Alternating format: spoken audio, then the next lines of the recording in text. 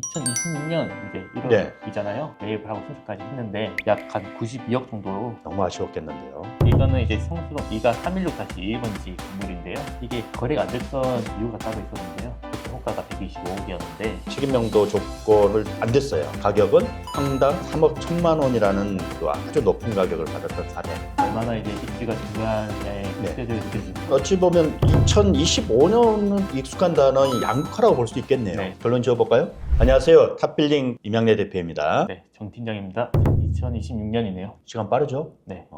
너무 빨리 가는 것 같아요. 대표님 떡국은 드셨을까요? 요즘에 떡국 안 먹어본 지 오래돼서 혹시 한 살 더 드시기 싫어서 안 드신 거 아니에요? 항상 그 나이에 좀 멈춰 있으면 좋을 것 같아요. 여러분들께서도 새해 복 많이 받으시고요. 오늘은 정 팀장과 함께 25년도에 대한 가장 특징이 있던 이야기들 중심으로 살펴보고요. 올해 또 전망하는 시간 갖도록 하겠습니다. 정 팀장 25년도 한번 돌아볼까요? 상반기, 하반기 나눠서 얘기를 드리는 게 이해하기도 편할 것 같고 네. 구체적으로 좀 얘기를 드릴 수 있을 것 같아요. 상반기로 봤을 때는 꼬마 빌딩 부분은 좀 많이 약세가 있었고요. 이제 한 500억대 내 같은 아니면 이제 100억 내외 정도의 빌딩을 좀 말씀드리는 거고. 100억 이하의 시장은 좀 약세였다. 네. 근데 반대로 25년 6월이죠. 전년 동기 거래가액을 보게 된다면 약 47.2% 정도 확대가 된 게 보이는데요. 거래가액이 47.2% 확대가 됐으면 꼬마 빌딩도 뭐 거기 한몫하지 않았겠냐 하는데 이렇게 큰 거래가액을 조 단위로 넘어가는 대형 빌딩 위주의 거래가 좀 많았지 않나 생각을 하고 있습니다. 거래 액으로 따져보니까 늘었다는 네, 거네요. 맞습니다. 근데 기사나 이런 걸 봤을 때는 오피스 빌딩이나 이런 빌딩들이 계속해서 회복세를 보이고 있다고 하는데 저희가 주로 접근하는 이제 꼬마 빌딩은 그게 좀 티가 나진 않고, 예를 들어서 강남역에 있는 BNK 디지털 타워나 이제 강남 역삼 사이에 있는 강남 N타워, 그런 건물들이 이제 좀 거래가 됐던 게 큰 몫을 하지 않았나 생각을 하고 있습니다. 상반기에 이제 거래된 대형 빌딩이 있는데 그 거래 가액이 워낙 크기 때문에 전체 거래 금액이 좀 커 보이는 그런 현상 보였다는 거네요. 당시에도 저희가 실무에서도 기사는 높여서 얘기를 하잖아요. 회복세를 보이고 있다, 빌딩 시장이. 그래서 이제 매도인분들 입장에서는 회복세를 보이고 있지 않냐는 얘기도 많이 하시고. 기대가 있었죠. 네, 그렇게 했었는데 이제 하반기로 좀 넘어가면서 좀 많이 바뀌었던 것 같아요. 7월 이후 12월까지 거래량이 좀 올라왔다. 좀 볼 수 거래 있죠. 건수는 좀 늘었는데 네, 그 이유가 다른 성수나 강남 지역에는 이제 신고가 갱신도 있긴 했지만 군매물이 좀 거래된 것도 있었고, 눈에 띄게 보이는 것들은 손절 매물. 성수동 같은 지역은 이제 가격이 많이 올라서 새로운 가격대를 갱신하는 사례들도 있었지만 그 외 지역은 빨리 급하게 처분하는 손절매하는 사례들이 있었다는 거죠. 사례를 소개를 해주실래요? 대표적으로 제가 제일 기억에 남는 거는 신사동 523-27번지 건물인데요. 그게 22년도 4월에 약 104억 정도로 매입을 하고 신축까지 했는데 104보다 아래로 해서 네. 약 한 92억 정도로 25년 6월 달에 거래가 됐습니다. 너무 아쉬웠겠는데요. 이렇게 그럼 팔린 이유가 있겠죠. 아무래도 장기적으로 이제 임대가 안 맞춰진 게 제일 큰 이유지 않나 생각을 하고 있습니다. 임대가 안 맞춰진다. 왜 안 맞춰지는 걸까요?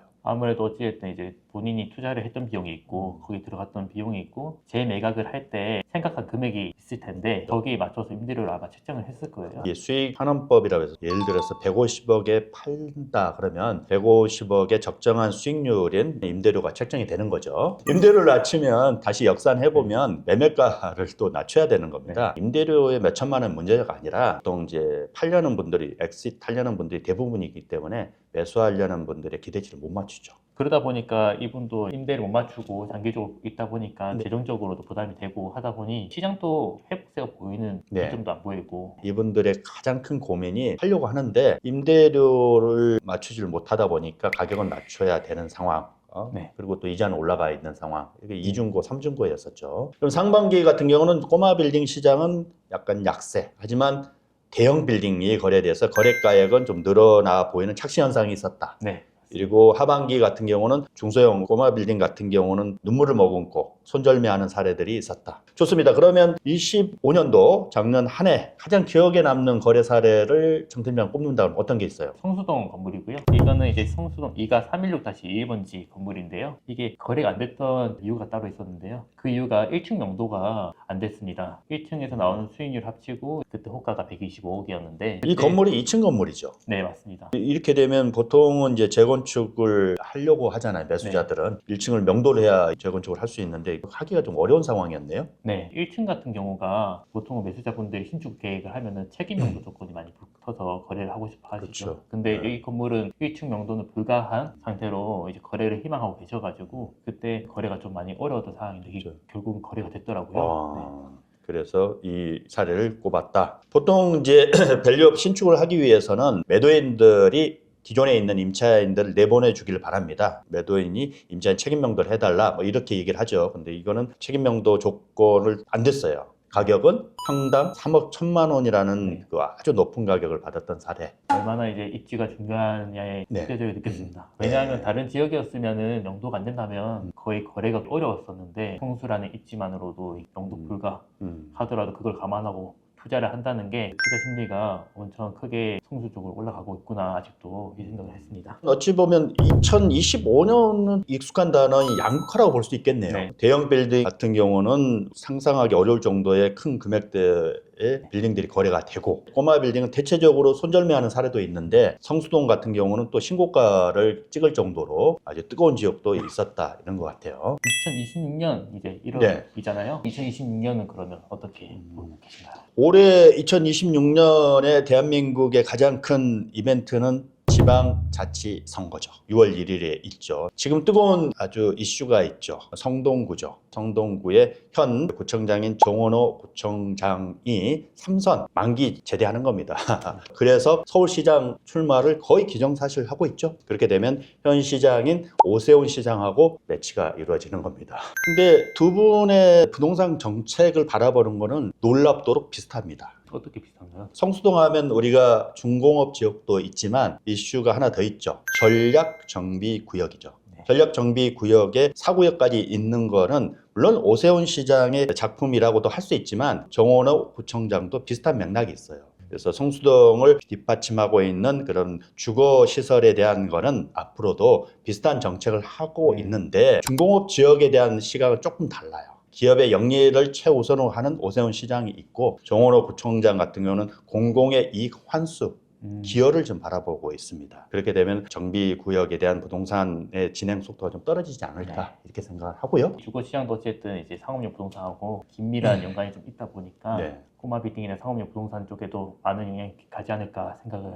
한다는 거죠. 그렇죠. 네, 대부분 투자자분들이 비관적이세요, 다들. 있죠. 네, 비관적으로 투자를 다들 하고 계시다 보니까 이게 별로고 저게 별로고 안 좋은 점만을 다 바라보고 결국은 장점을 하나만 보고 건물을 매입을 하거든요. 자기 확신이 있으면 투자를 하는 건데 대부분은 될까요? 특히나 요즘은 이제 재정비나 재개발이 늦춰지고 있는 시점이다 보니까 주변의 영향을 받는 부동산 투자 건물 같은 경우는 조금 많이 보수적이죠. 사실 이 시장을 너무 낙관적으로 보는 것도 위험합니다. 그 사례가 최근 1, 2년 내 꼬마 빌딩에 대해서 임대 시장이 악화가 되면서 매매가가 하락하고 싸게 팔아야 되는 손절매 사례도 나와 있거든요. 그 얘기는 어떤 거냐면 시장을 객관적으로 봐야 되는데 데이터와 임대 시장을 특별히 좀 주의를 해야 된다라고 저는 개인적으로 보고 있습니다. 근데 임대가에 대한 정확한 분석이 안 되면 앞서 얘기한 2025년 하반기의 손절매 사례처럼 만들어는 놨지만 임대료를 못 맞춰서 싸게 팔아야 되는 이런 어려움을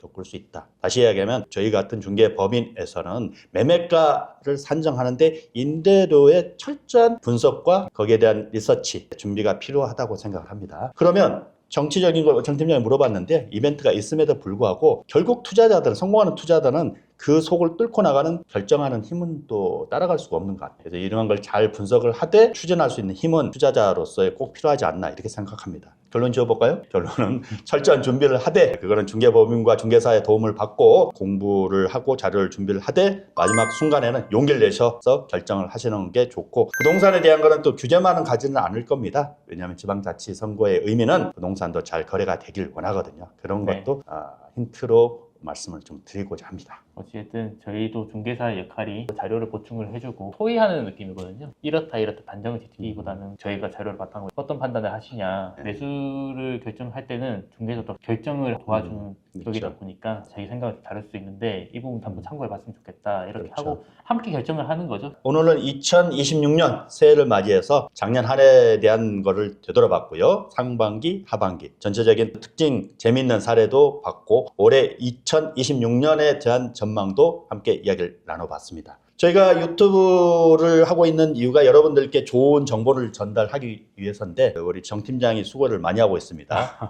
같이 올해 양질의 컨텐츠를 잘 만들어 봐야 되겠죠? 우리 올해 한 해 화이팅입니다. 네, 화이팅입니다. 네, 더 멋진 영상, 좋은 컨텐츠로 찾아뵙도록 우리 노력하자고요. 네, 알겠습니다. 자, 그럼 다음 편에 또 찾아뵙겠습니다. 감사합니다. 감사합니다.